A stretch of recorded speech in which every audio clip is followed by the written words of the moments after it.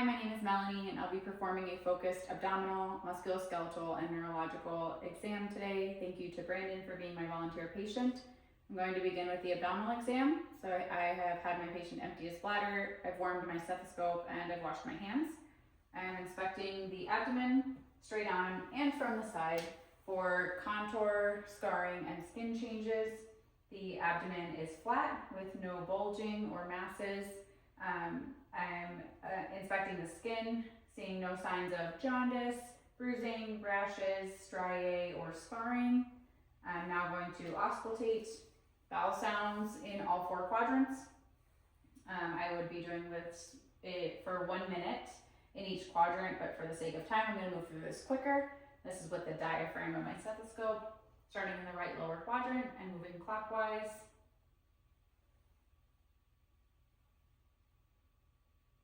And bowel sounds are normal, active, and present between 5 and 34 sounds per minute, which is a normal finding. I'm now going to listen for the vascular sounds with the bell of my stethoscope, starting at the aorta, which is midline, and moving down to the renal arteries, right and left, and the iliac below the renal, right and left, and the femoral arteries, right and left. No bruits are heard, which is a normal finding. Now I'm going to move on to percussion. I'm going to percuss all 4 quadrants of the abdomen, noting tympany throughout with dullness on the organs.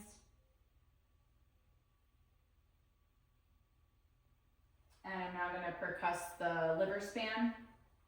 I'm going to be starting at the umbilicus on the right side, the midclavicular line, moving up from the umbilicus, noting the change from tympany to dullness for the lower liver edge, and then to find the top edge, I'm going to move down from the nipple line to find the top edge of the liver, and noting that the liver span is 6 to 12 centimeters, which is a normal finding. Now I'm going to move on to palpation. I'm going to palpate all 4 quadrants and the flanks for any tenderness or masses, starting with light palpation on all 4 quadrants and the flanks, and then deep palpation, all 4 quadrants and the flanks for any masses or tenderness. Any tenderness? No. Normal. I'm now going to palpate for an enlarged spleen at the left costal margin, placing my hand behind his back and having you take a deep breath in and out. And I do not feel the spleen, which is a normal finding. I'm going to assess for rebound tenderness. Let me know if this causes you any pain. Pushing down the abdomen and releasing. Any pain? No. Perfect, this is normal. And then I'm going to palpate the aorta and finding the aortic pulsation. I'm going to use my other hand to determine the width, which is less than 3 centimeters, which is a normal finding. I'm also going to assess for CVA tenderness, so I'm going to have you sit up with your back towards me, and I'm going to be palpating or tapping his back at the kidneys to assess for CVA tenderness. Any pain? No. No? No pain or tenderness, which is a normal finding. Have you face me. And I'm going to move on to the musculoskeletal exam.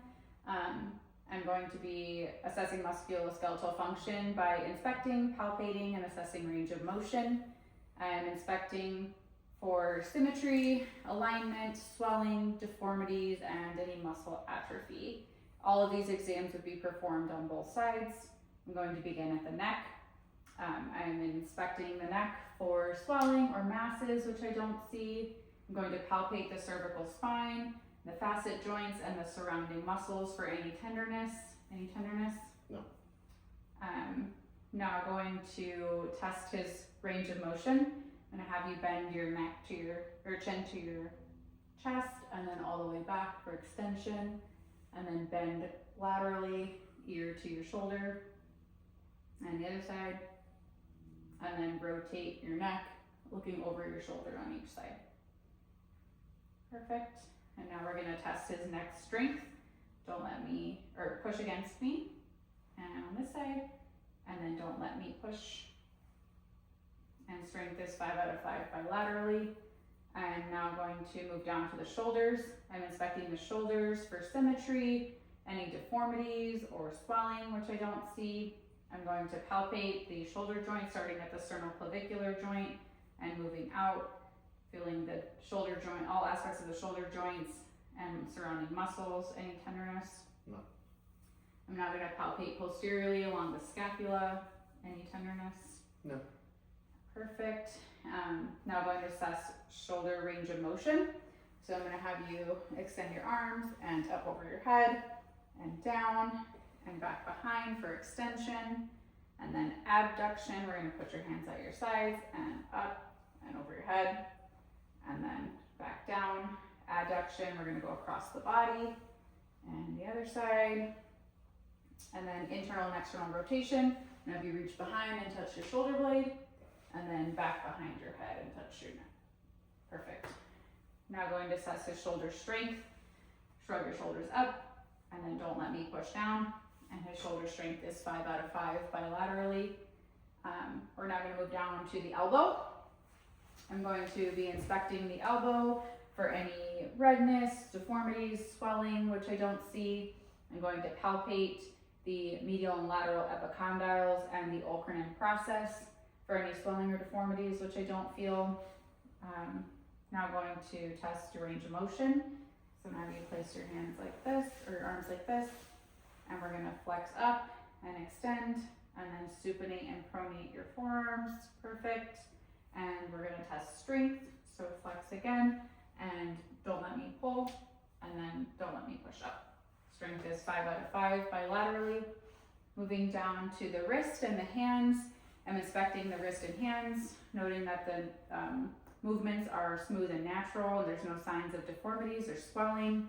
I'm going to palpate the distal radius and ulna at the medial and lateral surfaces, the wrist joint, and all of the carpal bones and metacarpals, metacarpal phalangeal joints, for any swelling or tenderness, which I don't feel. No deformities are felt.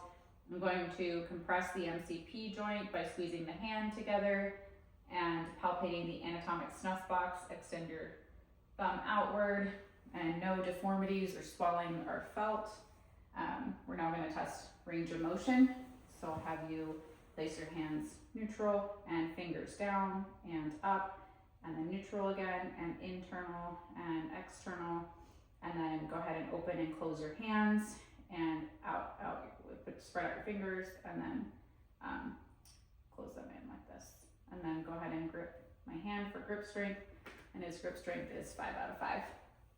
Now I'm gonna move down to the hips. So I'm gonna have you lay back with your legs straight, and I'm gonna be inspecting the hips for symmetry, deformities, swelling, which I don't see. I'm gonna palpate for any deformities, and I would also be palpating the inguinal ligament. Going to be testing for range of motion. Gonna have you flex your knee up to your chest and back down. And then for extension, I'm gonna have you roll onto your belly, and using your hip only, raise your leg to the sky. Perfect, and back down, and then roll back over for me. And we're gonna test his range of motion, doing abduction and adduction, placing my hand on the opposite hip and abducting his leg outward, and then medially across the body for adduction. Internal and external rotation, I'm going to bend his knee and rotate his hip medially for external rotation and laterally for internal rotation. I'm now going to test the strength of his hips. Don't let me push your legs out, and push in. Perfect.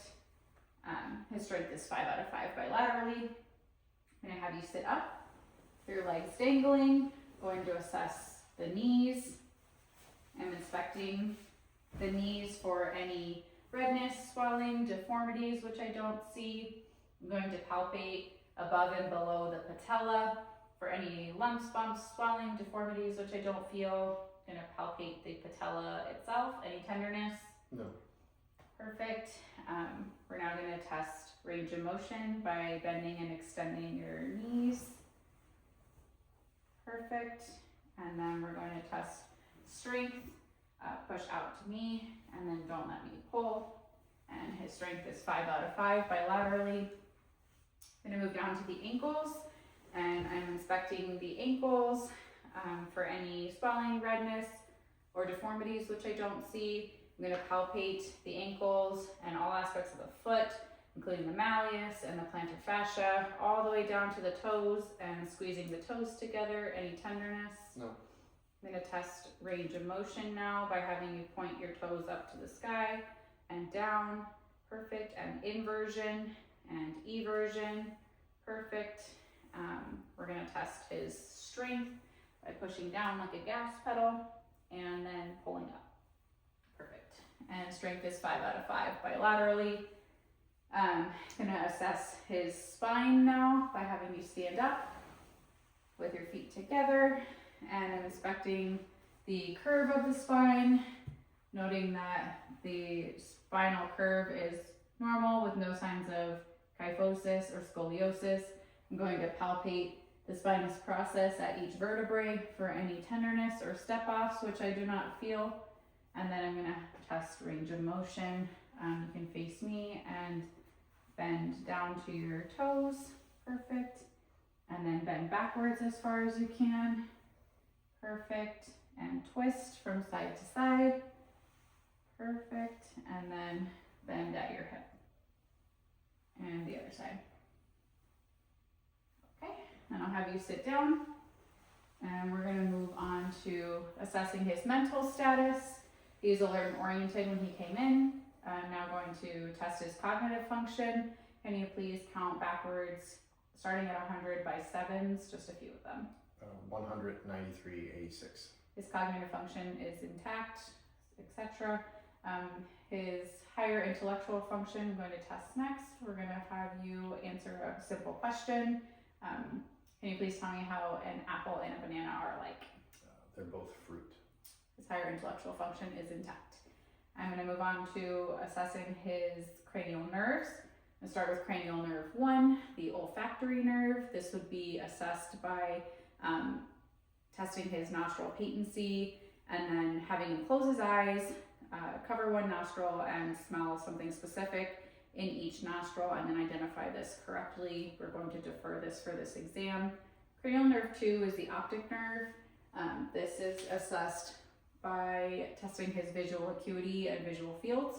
For visual acuity, I'm going to use the Snellen chart, and I would be standing 20 feet away and covering one eye at a time, have him read line by line until he couldn't read it anymore. So cover one eye and just read a few letters for me. DHJBS. And this would be performed on both sides. His visual acuity is intact.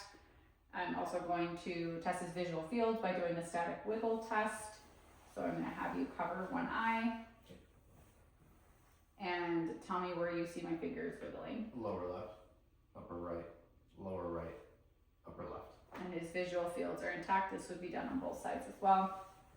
Cranial nerve 3 is the ocular motor nerve. This is going to be assessed by inspecting his pupil constriction. So I'm going to shine a bright light in your eyes.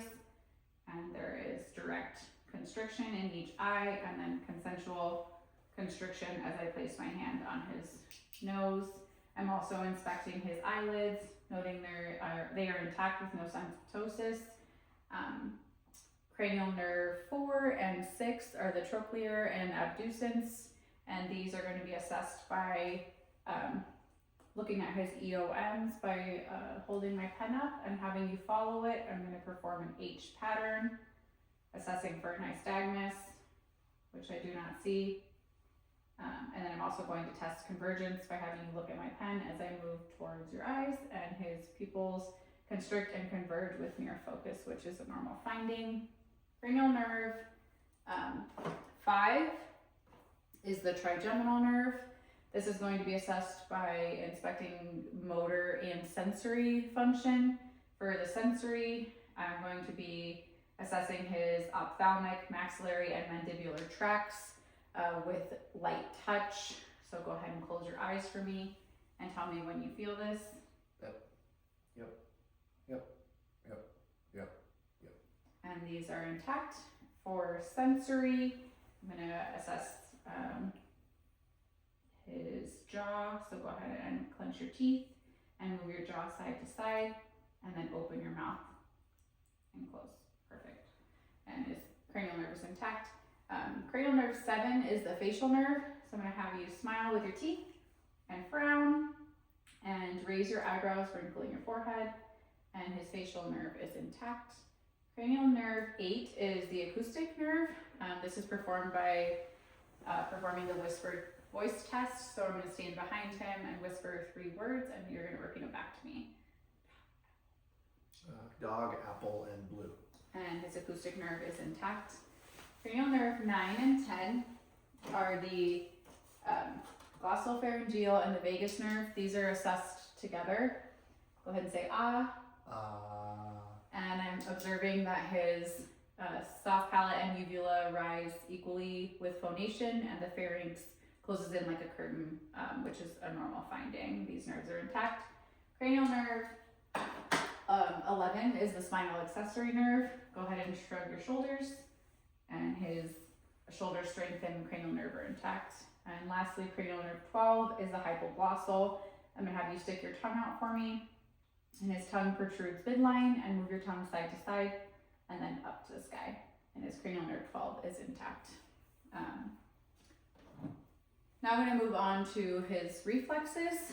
These would be performed on both sides, starting with the biceps reflex and the triceps, the brachioradialis, his patella, Achilles, the Babinski, and then the clonus reflex. And all of his reflexes are intact M2+. This would be performed on both sides. Now I'm going to move on to assessing his cerebral sensation by testing his upper and lower extremities with a soft and sharp object, and I'll have you close your eyes and tell me which one you feel. Soft. Sharp. Soft. Sharp. And this is intact. Next, we're gonna test cerebral sensation. So I'm gonna have you, or coordination, I'm gonna have you touch your nose and then touch my finger. Perfect. And then place your hands on your thighs and flip back and forth. Perfect. And lastly, we're gonna assess his gait. So I'm gonna have you stand up and then walk heel to toe. Perfect, this is intact, and this concludes our exam. Thank you.